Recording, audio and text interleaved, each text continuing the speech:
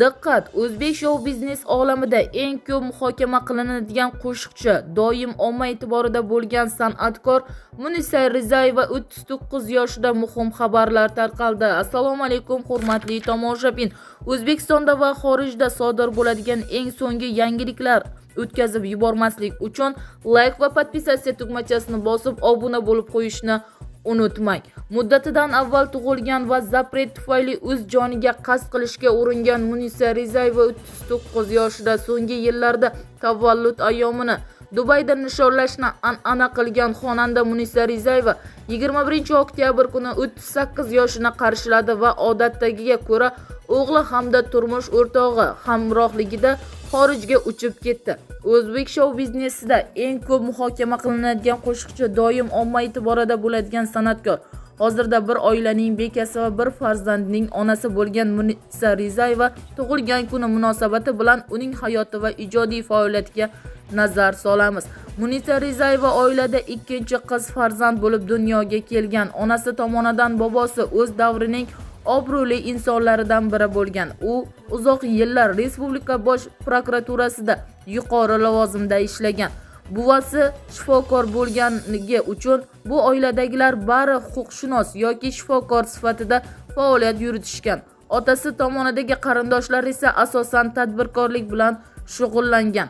6 yoshidan qo'shiq aytishga qiziqqanman, ammo u paytda ota-onam qiziqishlarimga u qadar e'tibor berishmagan. Bu shunchaki havas, o'tib ketadi deb o'ylashgan bo'lsa kerak. Keyinchalik onam qo'shiq aytib raqs tushishga qiziqishimni ko'rib, O'zbekiston xalq artisti Malika Ahmedovaning oldiga olib borgan. Avvaliga raqs mashg'ulotlariga qatnaganman. Undan keyin fortepiano bo'yicha dars olganman, ammo dadam hamisha qiziqishlarimga u qadar jiddiy qaramasdi, deydi xonanda Munisa Rizayeva. Xonandaning onasi Dilbar Bo'rixo'jayeva esa intervyularining barida Munisaning qiziqishlari sabab turmush o'rtog'i bilan ziddiyatga borgani haqida so'zlab bergandi. Munisa 8 oylik tug'ilgan. Odatda erta tug'ilgan bolalar biror nimjon bo'lishadi. Asli kasbi shifokor bo'lgani uchun tug'ruq jarayonida 3 ta kursdoshim ishtirok etgandi. Tug'ruqdan so'ng kursdoshlarimdan biri bu qizning aniq qo'shiqchi bo'ladi, ovozi shunaqa balandki deb kulgandi. Farishtalar omin degan ekanmi, bolaligidan san'atga qiziqishni boshladi. Ammo otasiga bu fikr umuman yoqmadi. San'atkor bo'lmaydi, o'qisin deb qarshi bo'lardi. Hech esimdan chiqmaydi. Otasi konsertga ketayotganimizda ishdan vaqtli qaytib qolgan, qayerga ketyapsizlar desa nima deyishni bilmay shifokorga deganman. Bahodir aka kech bo'lganda ishlarkanmi deb hayron bo'lgandi. Bu holat 5-6 yilga qadar takrorlangan. Eng yomoni qo'shiq yozish, konsertga chiqish yoki vokal mashg'ulotlariga qatnash hammasi yaxshigina pul talab qilardi. Bu haqida otasiga aytmaganmiz uchun puldan biroz qiynalardik. O'sha paytda shifokor bo'lib ishlaganim uchun amallab pullarni o'zim to'lardim, deydi xonandaning onasi. Shu orada Bahodir Rizayev oilasi bilan Londonga ko'chib ketishga to'g'ri keladi.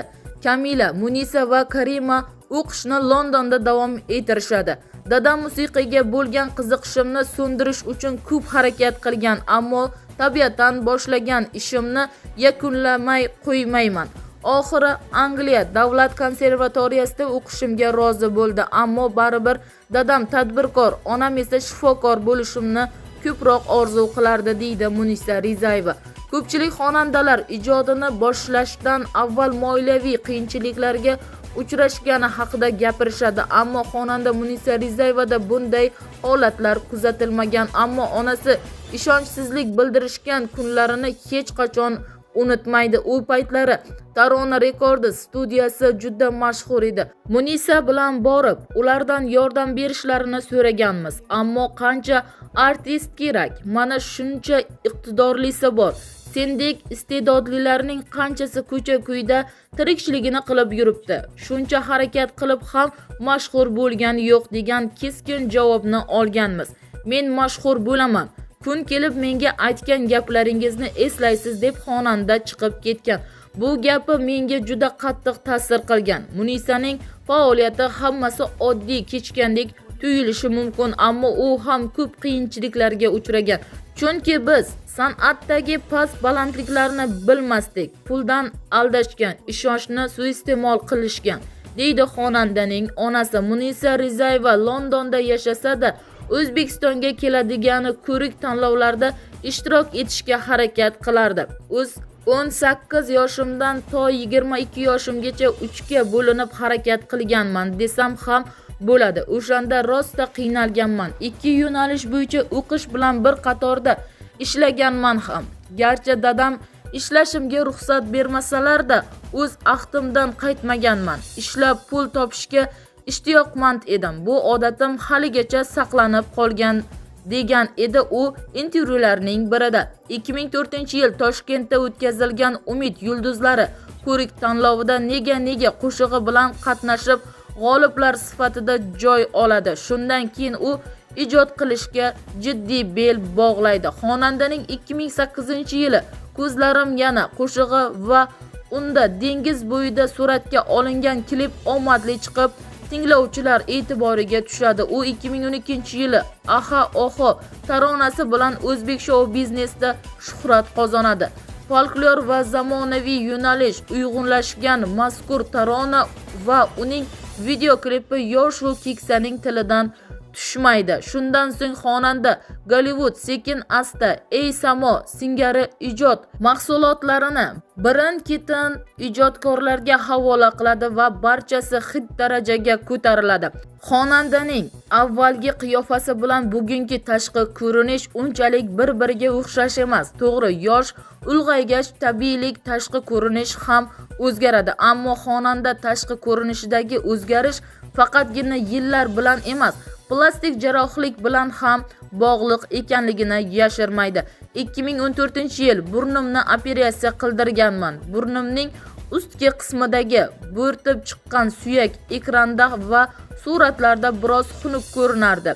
Ilgari klip va konsertlarni tasvirga olish ishlarida tasvirchilarimiz montaj usullari kerakli reaksiyada ishlay olmay juda qiynalishardi. Qolaversa, o'zim ham ba'zida bundan biroz uyalardim. Bu noqulaylikdan bir yo'la qutulish uchun plastik jarrohlik qilishga ahd qildim. Bolaligimdan orzu qilgan ishimni amalga oshirdim menimcha. Endi burnimning ko'rinishi chakki emas, deydi xonanda Munisa Rizayeva. Munisa Rizayeva intervyularidan birida 2012-yilda Gulnora Karimevaning taqiqqa uchragani ortidan o'zini o'ldirishga uringani haqida aytib o'tgan. Gulnora Karimevaga men haqimda turli asossiz gap so'zlar yetkazishgan. Meni uning nomini sotishda ayblashgan. Masalan, meni yo'lda yo'l patrul xizmat xodimlari to'xtatganida men ularga Guli Karimevaning dugonasiman deb aytganmishman.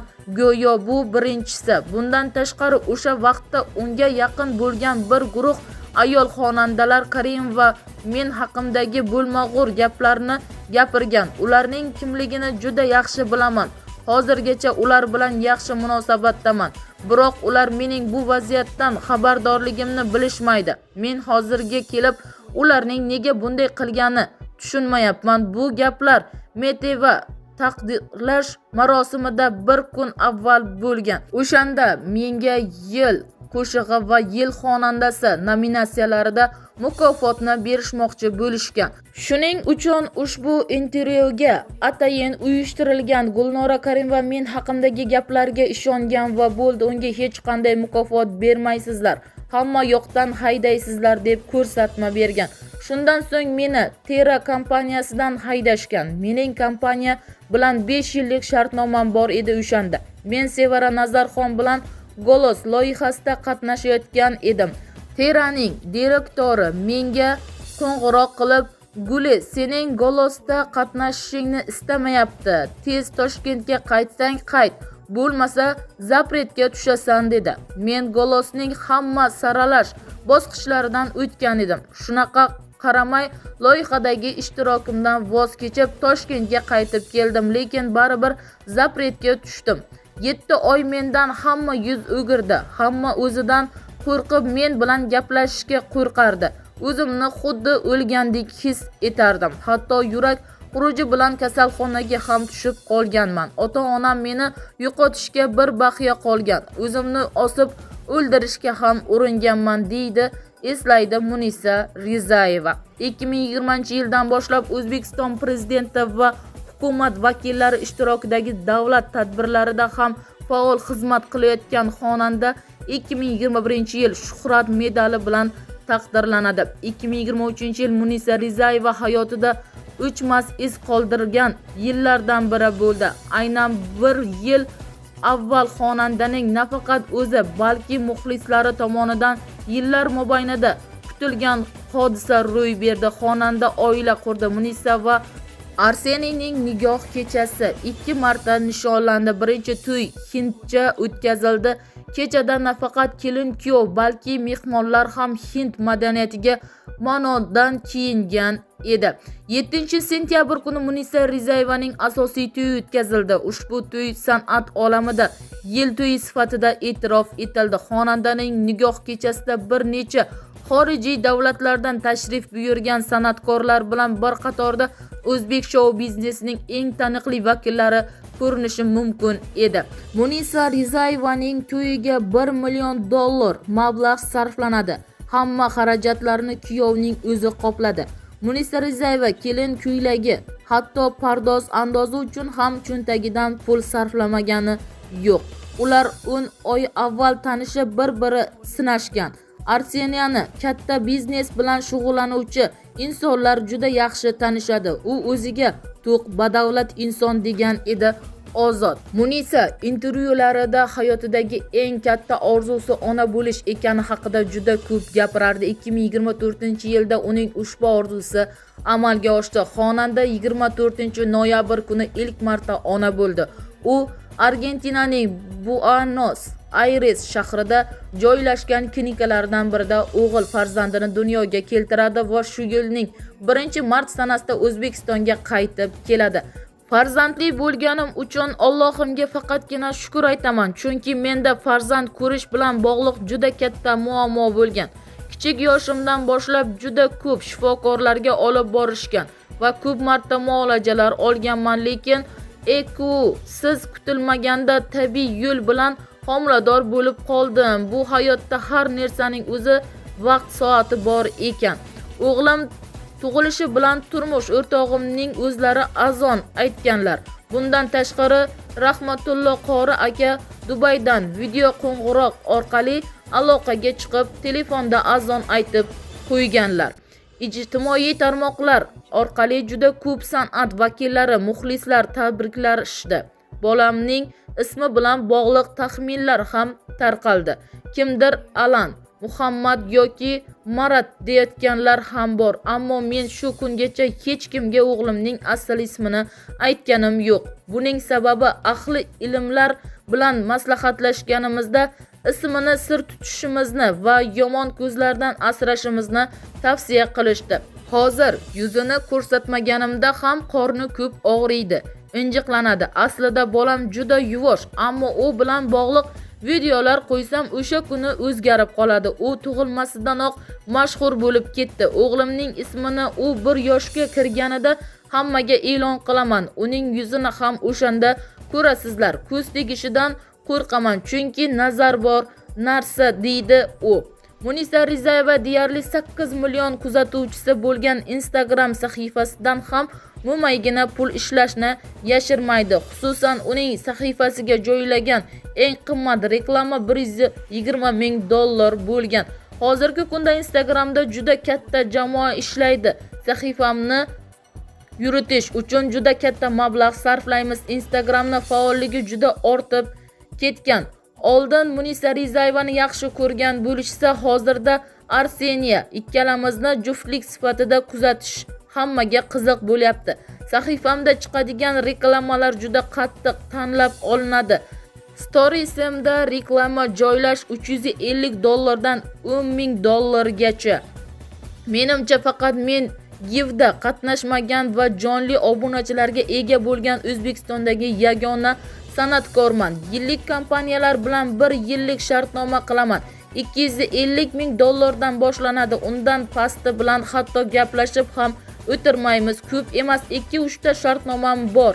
Munisa Rizayevaning garajdan bir nechta qimmatbaho avtomobillar o'rin egallagan. Umuman olganda Munisa yoshligidanoq avtomobillarga qiziqadi. U intervyularidan birida ilk haydagan avtomobili Jiguli bo'lganini aytib o'tgan. 2023-yilda Gelendoshagen avtomobilini 420 ming dollarga xarid qildik. Undan keyin turmush o'rtog'im menga Mercedes sovg'a qildi, chunki men u paytda xizmatlarga Malibuda yurardim. Keyinroq men homilador bo'ldim va men Filippindan enagamiz uchib keldi hamda turmush o'rtog'im endi farzandli bo'lsak hammamiz bu avtomobilga sig'maymiz deb 7 kishilik Lexang Li 9 avtomobilini olib berdilar. Endi Urus yoki Rolls-Royce sotib olmoqchimiz deydi xonanda. Munisa Rizayevaning muxlislaridan biri uning Toshkent shahridagi birov xizmati narxi bilan tanishdi. Ma'lum bo'lishicha, xonanda poytaxt to'ylarida 4 ta qo'shiq kuylab berishi uchun 1500 dollar oladi. Bitta qo'shiqning taxminan 3-4 daqiqa davom etishi hisobiga olinsa, xonanda bu pulni 12-15 daqiqada topadi. U bir kunda o'rtacha 4 ta to'yga chiqishi aytdi. Xonandaning xalq xizmatidan topadigan bir kunlik o'rtacha daromadi umumiy 6000 dollarni tashkil etadi deyiladi xabarda. Bizni kuzatishda davom eting. Xabarlarimiz keng tarqalishi uchun obuna bo'lib, like bosib, yaqinlarga ulashib qo'yishni unutmang.